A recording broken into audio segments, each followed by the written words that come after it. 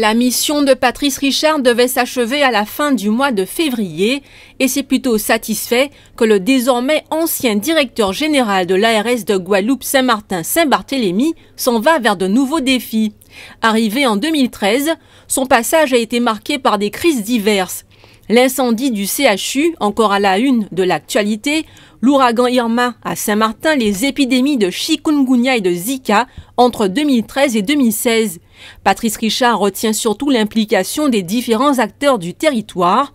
Pour lui, la lutte contre la prolifération des moustiques en a été une belle illustration. En Guadeloupe et sur les îles du Nord, on a toujours finalement retardé le déclenchement de l'épidémie. On n'y a pas échappé parce que de toute façon, à un moment donné, malheureusement, les moustiques sont nombreux. Même si on les élimine, même si la population fait les efforts de vider les récipients, etc., le virus circule. Ça s'explique par effectivement notre stratégie d'occupation du terrain, de mobilisation des collectivités. On a signé avec les collectivités qui l'ont bien voulu des contrats locaux de santé et le sujet de la lutte contre les maladies vectorielles est très important. Et ça permet donc finalement, par le passage dans les quartiers, de repousser le passage en épidémie.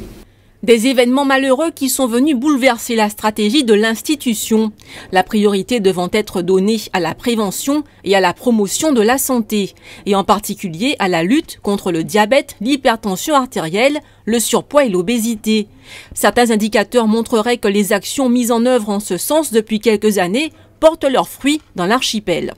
On a donc un rapport de l'Observatoire régional de la santé qui a été élaboré pour le projet régional de santé qui montre que la mortalité prématurée, c'est-à-dire avant 65 ans, a baissé entre la période 2008-2013